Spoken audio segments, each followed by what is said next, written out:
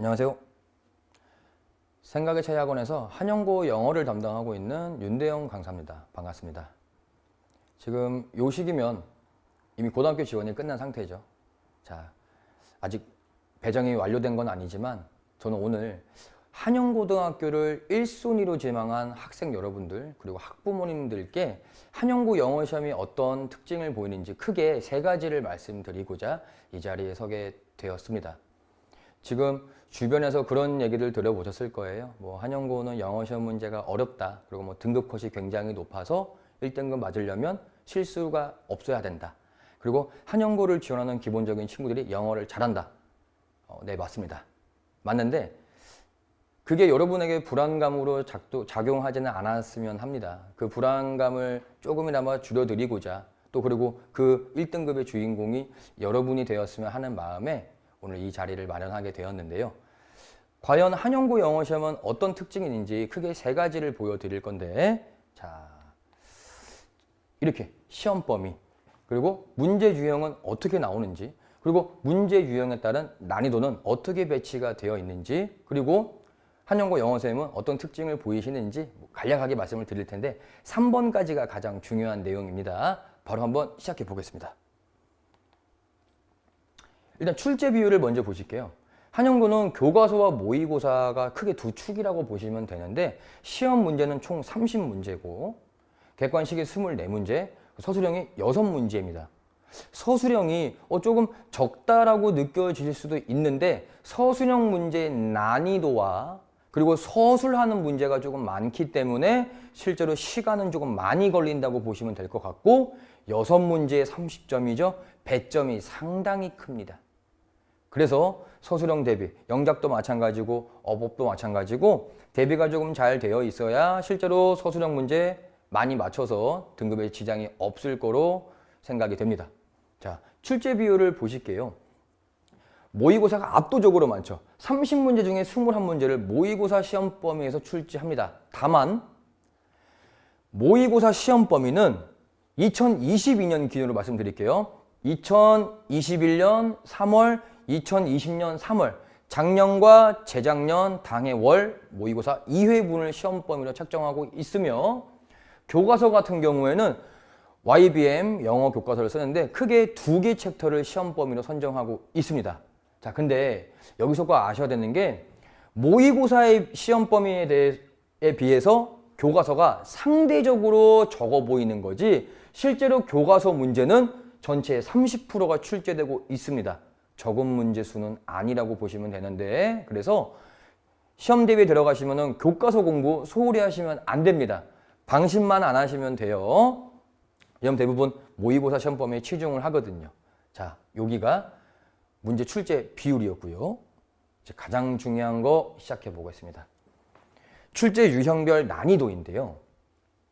맨 밑에 4가지가 그나마 가장 쉬운 거고 중간에 있는 3가지가 바로 준킬러입니다.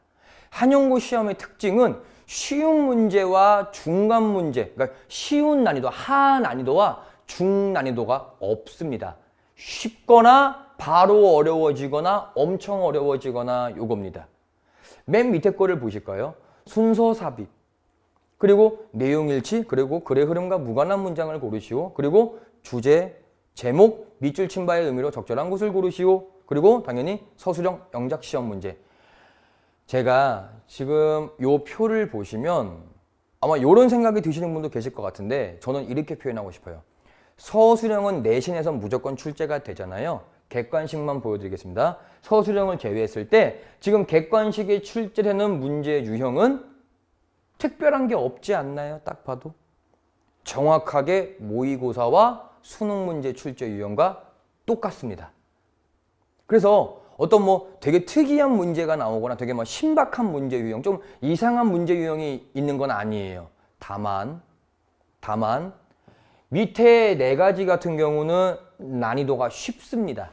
그래서 실수만 하지 않는다면은 대부분의 학생이 맞춰요. 그 다음 단계에 있는 문제가 바로 어려워집니다. 지금 어법 같은 경우는 제가 신유형이 등장했다고 말씀을 드렸죠. 2021년, 작년이죠 벌써. 작년에 어법 문제에 신유형이 등장했습니다. 했습니다. 바로 용법 문제입니다. 아마 올해도 이 기조는 유지가 될 것이라고 생각이 됩니다. 그리고 원래 전통적으로 한영고 같은 경우는 전체 시험 문제에서 서술형 포함 총 8문제 어법 문제를 출제하기 때문에 어법은 한영고에서 등급을 가르는 가장 중요한 중심 문제 유형이라고 보시면 될 것 같습니다. 또 하나, 어법 문제는 객관식은 항상 모두 고르시오로 출제가 되고요. 서술형 같은 경우도 틀린 걸 고르고 올바르게 고치라고 나오는데 이제 요거는 한영고의 시그니처 문제입니다. 틀린 걸 고르는데 왜 틀렸는지에 대한 이유를 한글로 서술해 놔야 합니다. 그리고 올바르게 고쳐야 돼요. 요 틀린 이유를 쓰는 거는 한영고만의 시그니처 문제죠. 두 번째, 맥락상 어휘 문제 보시겠습니다. 당연히 맥락상 어휘로 출제해 있는 그 본문의 어휘는 오지선다에 있는 어휘는 하나같이 본문에 있는 어휘가 아닙니다.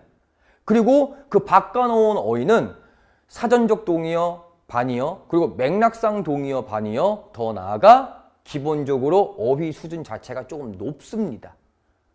그러니까 객관식 자체도 이미 어렵죠. 근데 서술형 같은 경우도 맥락상 틀린 어휘를 고르고 올바르게 바꾸라고 또 나옵니다. 그래서 어휘 문제 또한 어법과 마찬가지로 문제 유형 개수가 많기 때문에 한영고 시험 문제에서 가장 시험 문제가 많이 출제되는 어휘가 뭐냐 했을 때는 당연히 어법과 어휘라고 보시면 됩니다. 자, 그럼 옆에 문항을 보실게요. 요약문 완성입니다. 객관식도 출제가 되고 서술형도 출제가 됩니다. 관건은 뭐냐면 이 요약문은 시험 범위 없습니다. 바꿔 말씀드릴까요? 한영고 영어 선생님께서 직접 만든 요약문이라는 거죠. 그러면 객관식 같은 경우 그 선지에 있는 어휘가 예상이 되시나요? 이제 본문에 없는 어휘예요. 근데 그 선지에 있는 어휘 자체가 이미 약간 난이도가 높습니다. 물론 막 고3급의 난이도를 내지는 않지만 그래도 시험 공부를 하는 1학년 학생 입장에서 이건 조금 어렵다라는 생각을 많이 받아요. 그런 느낌도 많이 받고요. 그리고 서술형 같은 경우는 그냥 어휘를 쓰는 것뿐만이 아니라 어법사항까지 맞춰서 써야 되기 때문에 요약문 완성의 난이도는 상당히 높다고 보시면 될 것 같습니다. 자, 여기까지 이미 어렵게 문제를 냈는데 아직 끝판왕이 남아 있습니다. 가장 위에 적어놨습니다. 한영고 시험 문제에서 가장 많이 출제되는 유형이 뭐냐 하면 어법이랑 어휘라고 말씀을 드렸죠. 가장 어려운 시험 문제가 뭐냐라고 했을 때는 당연히 빈칸 추론입니다. 지금 제가 빨간색으로 뭐라고 적어놨냐면 추가 또는 변형이라고 적어놨습니다. 이렇게 원래 시험 범위에 본문이 있었다고 할게요. 실제 시험장에 들어갔더니 없던 문장이 추가되어 있고 이 없던 문장에 빈칸이 출제되어 있습니다. 그러면 학생은 그 자리에서 이 추가된 문장을 해석해서 맥락을 판단해서 넣어놔야겠죠. 다행히 너무 걱정을 안 하셔도 되는 건 원래 있던 글의 맥락이나 주제를 바꾸진 않습니다. 다만 이 문장 해석이 안 되고 이 문장의 의미에 따른 선지에 있는 어휘가 해석이 안 되거나 의미를 차용하지 못하면 틀리게 되겠죠. 또는 추가를 하지 않는 경우 기존에 있던 문장을 다른 문장으로 바꿔서 출제합니다. 물론 큰 주제와 맥락은 바꾸지 않지만 학생의 입장에서 변형된 문장을 보는 순간 혹은 우리가 중학교 때 이렇게 공부하지 않았잖아요. 실제로 많이 당황스럽고 많이 난이도가 높다고 느껴집니다. 이런 빈칸 문제는 한 문제만 나오는 게 아니거든요. 더군다나. 자, 지금까지 문제 유형별 난이도가 급상승하는 구간들, 이 원리를 보여드렸고 각 유형들은 어떤 원리로 출제하고 어떤 난이도를 보이고 있는지 대략적으로 설명을 드렸습니다. 자, 그럼 한영고를 1순위로 지원한 학생분들 그리고 어머님들께 자신 있게 말씀드리고 싶어요. 한영고 영어는 결국 어휘와 어법 싸움입니다. 물론 내용에 대한 이해력, 추론력 모두 중요하죠. 근데 시험 문제 전체를 휘감고 있고 시험 문제 전체에서 학교가 요구하는 능력은 어휘, 많은 어휘를 알고 있고 그 어휘가 맥락에 맞는지, 또 어법 같은 경우는 어법에 대한 개념과 원리를 많이 알고 있는지, 단순한 암기를 뛰어넘어서 그 어법의 품사에 따른 개념, 원리, 역할, 더 나아가 용법까지 알 수 있는지 다각적인 걸 출제합니다. 따라서 한영고 영어는 어휘와 어법이라고 당당하게 말씀드리고 싶습니다. 자, 한영고 영어생 특징인데요. 무려 6분이나 계십니다. 뭐 6분께서 뭐 어떤 분이 문제를 많이 출제하고 뭐 어떤 분이 수업을 뭐 이걸 담당하시고 요것보다는 6분이 골고루 수업을 담당하시고 시험 문제를 공동으로 만드시기 때문에 조금은 문제가 조금 더 탄탄하고 문제가 조금 더 깊게 들어가지 않나라는 생각이 듭니다. 자, 선생님 특징은 여기까지고요. 자, 말씀드리고 싶은 게 더 많습니다. 예, 근데 지금 이 영상은 이렇게 맛보기, 이렇게 티저 영상이라고 보시면 되는데 더 풍부한 분석과 실제 더 자세한 출제 기조, 그리고 어떤 전략을 짜야 될지는 학교 발표가 2월 3일 날 나거든요. 2월 9일 수요일에 이 현장에서 어머님들, 학부모님들 직접 뵙고 말씀을 드려보도록 하겠습니다. 더군다나 2021년, 벌써 작년이죠. 작년 시험에 신유형이 조금 많이 등장해가지고 그 신유형 분석에 따른 올해는 그럼 시험 문제를 어떻게 출제한 것인가.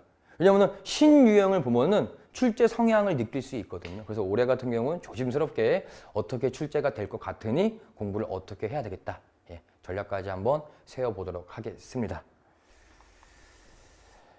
지금 불안도 하시고 조금 막연하기도 하시고 또 어떻게 해야 되나 이렇게 좀 궁금하신 분도 계실 텐데, 제가 아까 말씀드렸다시피 더 깊은 분석과 저 풍부한 정보 전달은 현장에서 꼭 설명을 드리고 싶습니다.